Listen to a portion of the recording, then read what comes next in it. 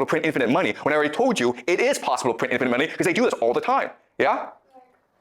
The one who has the power don't want everyone to share the same. Yeah, because we don't want people to all have money. The powerful people don't want that. That's exactly the answer. And why? Because otherwise, no one would work. Do you understand? The point of putting money is not to give you money. The point of putting money is to create the illusion that money is valuable, and therefore you work hard in order to obtain it. But in order for me to make you want to get money, I need to create artificial misery. Do you understand? Right? If there weren't poor people, you wouldn't want to be rich. It's only because you see people suffer that you would want to go make money for yourself.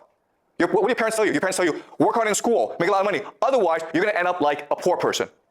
Right? Well, guess what? If there are no poor people, your parents couldn't say that to you. And you wouldn't want to work hard in school. Right? That's why we have poverty. Because poverty creates the illusion that money is valuable. In other words, poverty isn't what you do to yourself, it is what the powerful do to you. Now let me ask you another question. You guys have studied some economics. Why do we have like crises? Crises. For example, there's a stock market crash. Or for example, the economy goes down and people lose their jobs. Why do we have crises? Exactly. You're not taught this in economics class. That's kind of weird, right? The point of crises is to destroy money. Why do we need to destroy money? Because if there's too much money in the system, people don't have to work. So you have to destroy this money in order to make people feel money is scarce. Okay, does that make sense? So why do we have wars? Right? Why are there wars in the world then? Because they're fighting over scarce resources, right? I already told you, scarcity is a lie. The real reason is war is meant to destroy wealth in order to make you think money is valuable. Do you understand? You guys play World of Warcraft or these games, right? Guess what, guys? World of Warcraft in our world, there's absolutely no difference. You just run around pointlessly working hard to obtain credits in order to buy stuff. If credits just flew out of the sky, because they could do that, right? They could actually program the engine to just put money out of nothing. You wouldn't do nothing every day. You wouldn't play the game. Okay? It's only because you believe that there's scarcity in the world and that you must work hard to obtain wealth that you do any work. Do you understand this? Okay? So this world that we live in, it's a complete illusion created by central banking in order to make us work as hard as possible. Because the real value is not money. The real value is the work we do. Okay, does that make sense, guys? All right, yeah? You said scarcity is an illusion, right? But I understand money can be printed infinitely, but resources such as food and land, they are technically unlimited. So scarcity still exists in other resources. Okay, that's a great question. Okay, so the question is, isn't food scarce? Because food is a finite resource, right? Do yourself a favor, okay? Go to the garbage dump somewhere, anywhere in Beijing, and see the amount of food that is wasted every single day. If food was scarce, why do we have food waste? Okay, so if you just do the mathematics, what you will discover is there's enough food to feed everyone. Okay? There doesn't have to be hunger and starvation.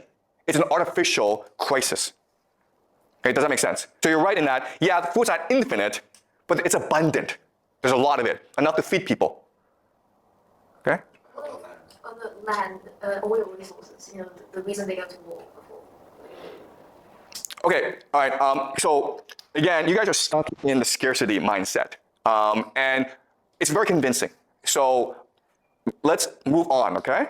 So this is something that we'll go back to later on, okay? Because I cannot convince you today, this morning, that everything you believed about the world and about yourself is wrong. Okay, you're still stuck there, like, okay, there's scarcity. And you're right, there's scarcity, but we also live in a world of abundance. Okay? And a lot of things that you believe are just misconceptions about the world. Okay, so we'll go back there, okay, later on, all right? So let's move on, okay? So we've done money now, right? Now let's do another question. Let's do a question of happiness. The question for us today is, what makes us happy? Come on, what makes you happy? How can you live a happy life? Okay. Well, obviously, money, right? If you have a lot of money, that's gonna make you happy. What else? Power. Exactly, power, right? Sure. Power. Excuse me? Freedom? Okay, good. Freedom. Yeah. What else? Relationships, yep, sure. You have good friends, right? Like lots and lots of friends. What else? Romantic relationships. Okay, love, right? Love, sure. What else?